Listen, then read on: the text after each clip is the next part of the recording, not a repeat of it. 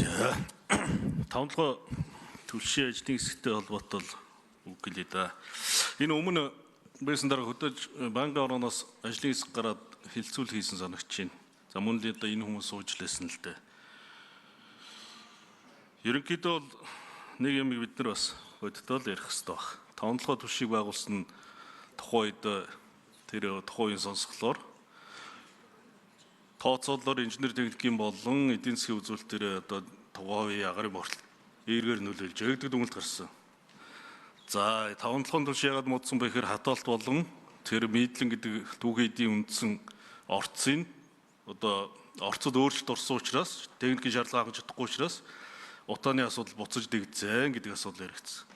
Тэгэхээр тавталгаа өдөр муухай байсан юм шиг бүгд яриад байх хэрэггүй.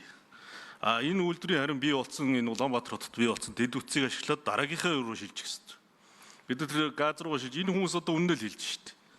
Газ руугаа шилжиж хөх нүүрс рүү шилжиж хөх нүүрс рүү шилжих цаг хугацаа хэрэгтэй байна. Би бол тэр нүүрс авцраа түлэгж байгаа асуудал тудалж авцраж түлэгж байгаа асуудлыг яриаг байна.